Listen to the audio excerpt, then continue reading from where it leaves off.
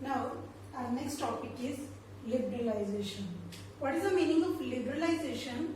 Liberalization means removal of entry and growth restriction on the private sector. It means in liberalization, private sector gives the freedom they didn't need of the licensing. They give the liberty.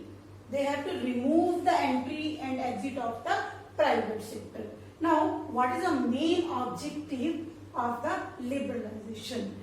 To unlock the economic potential, whatever the capacity of the economy that is used by the country, by the private sector, and multi-corporation to invest and the expend money. The second is to introduce much more competition in the economy. How competition is created? If private sector is introduced, then more goods are produced in the economy. So, if more goods are produced in the economy, competition is increased, then prices will also be reduced and GDP growth will increase. So, these are main objectives to introduce the new economic policy. Now, some reforms done by the government under the liberalization. There are 5 types of reforms which is done by the government. One is industrial sector reform, second is financial sector reform, third is tax reform, fourth is foreign exchange reforms, and fifth is trade and investment reforms. We will discuss one by one all these 5 reforms. First of all, industrial sector reforms.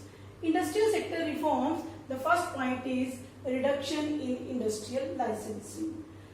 The new policy abolished the industrial licensing for all the projects except liquor, defense and the industrial explosive. Except these, there is no need of license. No license for needed for the new units if you want to set up the new units, and second is existing units. If you expand the existing units, then no need to take the permission, no need to take the license. License is required to certain limit for the security. For the security consideration, license is required. The second point is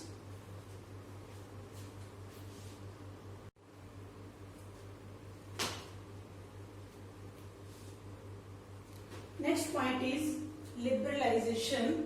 Liberalization means removal of entry and growth restrictions on the private sector. Here, no need of licensing whenever the private sector started the business. So, here is liberty is given to the private sector. What are the main objectives of the liberalization? To unlock the economically potential of the country by encouraging the private sector. Use the economically potential capacity by the private sector under the liberalization, and multi-corporation to invest and the expand the business. The second is to introduce much more competitive in the economy. If economy is competitive, then more goods are produced in the economy, then it increase our GDP growth, and prices are also reduced if more goods are produced in the economy. So these are the objectives of the liberalization. Some reforms, some economic reforms is done by the government under the liberalization. The first is the industrial sector reform, second is a financial sector reform, third is a tax reform, fourth is a foreign exchange reforms, and fifth is a trade and investment policy reforms. One by one we have to discuss. First is a industrial sector reforms. Industrial sector reforms, reduction in industrial licensing. The new policy abolished the industrial licensing for all the projects except liquor, defense and industrial explosive. No license was needed to set up the new units and expand the existing units of the manufacturing. License is required only for the safety concentration. So, under the liberalization, reduction in industrial policy. The second point is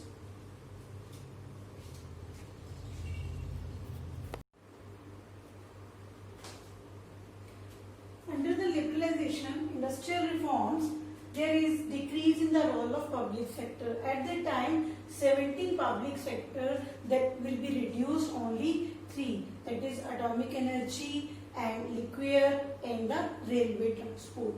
Third is de-reservation under the small scale industry. In 1956 policy, we have to discuss the small scale industries. There is a reservation for the small scale industries. So, in this policy 1991, de-reservation for the small scale industry. The investment ceiling for plant and machinery for small undertaking, that is a 1 crore rupees. And fourth is monopoly and restrictive trade practice, that is MRTP Act. If you want to expand your business, no need to take permission, no need to take approval for the expansion of your business and the amalgamation of the business. This is the reforms of the industrial sector. Now, there are some reforms in the financial sector. Change in the role of RBI. Change in the role of RBI means, first, the RBI plays a role as a supervisor. Now, RBI give the facility to the banks. Now, it is a facilitators as the financial sector is required. According to that, RBI sector has changed.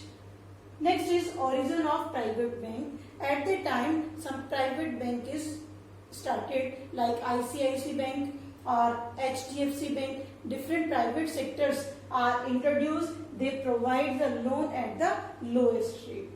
Third is limit of foreign investment. At the time, in limit of foreign investment increase, that is 51%. Expansion process. Expansion process means if any bank increase their branch, so no need to take permission first from RBI, they can start their new branch. So these are the reforms under the financial sector. First, change in the role of RBI. RBI is provided the facility to the banks as a facilitators. RBI is provided the facility to the banks. Or if different private banks are introduced like ICICI, HDFC, different private banks are introduced. They provide the loan at less rate of interest. Now, the next point is tax reforms. There are some different type of taxes. One is a direct tax and another is a indirect tax. Direct tax imposed on the individuals, that is effect on individual's income or the farm income. That is effect on the individual income or the farm income. And indirect taxes, that is effect on the wealth, property. The direct tax burden cannot be shifted to the others, but indirect tax burden can be shifted to the others. What are the major reforms under this? Reduction in the taxes. At that time, the tax is reduced by the government. Reforms in indirect taxes. Reforms in indirect taxes means some indirect taxes will be merged in other indirect taxes. Simplification of the process.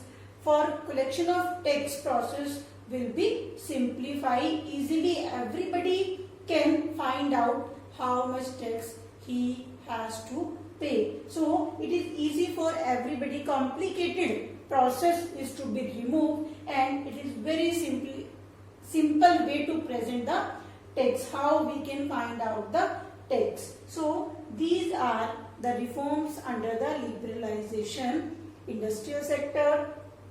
These are the industrial sector, financial sector and the tax reforms.